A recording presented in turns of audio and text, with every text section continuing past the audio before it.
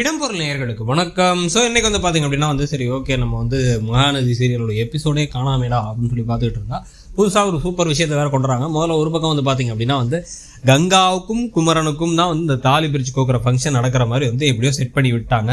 இவங்களுக்கு காவேரியை ட்ரை பண்ணி அவங்களுக்கு காய்ச்சல்லாம் வர வச்சு அது நடந்து அந்த ஃபங்க்ஷன்லாம் நடந்து முடிஞ்சதுக்கு பிறகு தான் பார்த்தீங்க அப்படின்னா இப்போ தாத்தா புதுசாக ஒரு விஷயத்தை கொண்டுறாரு. என்ன பண்ணுறாரு அப்படின்னா என்ன இந்த உட்கார வச்சு எல்லாத்தையும் உட்கார வச்சு கல்யாணம் முடிஞ்சாலும் நீங்கள் ரெண்டு பேரும் எங்கேயும் ஒன்றா தனியாக வெளில போகவே இல்லை, சும்மா ஒரு நாள் கடை வெளில சென்னைக்குள்ளே மட்டும் சுற்றி பார்க்க போனீங்க, எங்கேயா ஹனிமூன் போயிட்டு வாங்க அப்படின்னு சொல்கிறாங்க. இது ஒன்று விஜய் ஷாக் ஆகிட்டார். 4-5 நாள்லாம் என்னால் போக முடியாது, எனக்கு வேலை இருக்குது, அது இவ கூட போகிறதா அப்படின்னு யோசிச்சுட்டு இருக்காரு மனசுக்குள்ளார.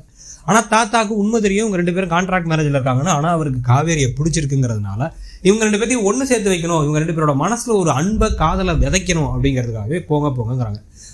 இது காவேரிக்கு ஒரு மாதிரி ஹாப்பியாக தான் இருக்குது, காவேரி நம்ம போகலாம் அப்படின்னு தான் நினைக்கிறாங்க. ஸோ அதனால் அவங்க என்ன பண்ணுறாங்கன்னா ஓகே அப்படிங்கிற மாதிரி தான் தலையாடினோடனே எங்கே போகணும்னு எனக்கு ஆசை சொல்லுமா அப்படின்னா கொடைக்கானலில் தான் நான் ரொம்ப மிஸ் பண்ணுறேன் அப்படிங்கிறாங்க இவங்க. சரி ஓகே கொடைக்கானல் கிளம்புங்க போயிட்டு வாங்க அப்படின்னு தாத்தா சொல்ல, அதெல்லாம் முடியாதுன்னு இவர் விஜய் சொல்ல, அதெல்லாம் இல்லை நீ கண்டிப்பாக போய் தாண்டா தீரணும் அப்படின்னு தாத்தா ரூலாகவே சொல்லிடுறாரு. சரி ஓகே வேறு வழி இல்லை அப்படின்னு சொல்லிட்டு விஜயும் கிளம்பி போகலான்னு பார்த்தா இவங்க ஆட்டம் அநியாய ஆட்டமாக இருக்குது. காவேரி வரை டான்ஸ் எல்லாம் ஆடிட்டு மாமதுரை பாட்டெல்லாம் பாடி டான்ஸ் ஆடிட்டு டக்குன்னு வாங்க போகலாம் அப்படின்னா எனக்கு கூட வரவே பிடிக்கல, எரிச்சலாக இருக்குது, காண்டாக இருக்குது அப்படின்னு அவர் கத்த, எனக்கெல்லாம் ஜாலியாக தான் இருக்குங்கிறாங்க இவங்க. ஸோ கொடைக்கானலுக்கு போகும்போது அங்கே என்னென்ன ட்விஸ்ட்டுகள் நடக்க போதா, அது இவங்களுக்குள்ள ஒரு நெருக்கத்தை உண்டு பண்ண போதா, இல்லை இன்னும் ஒரு பிரிவை தான் கொண்டு வர போதாங்கிறத பொறுத்து இருந்து பார்க்கலாம். உங்களுக்கு என்ன தோணுதுங்கிறத சொல்லுங்கள். தேங்க்யூ.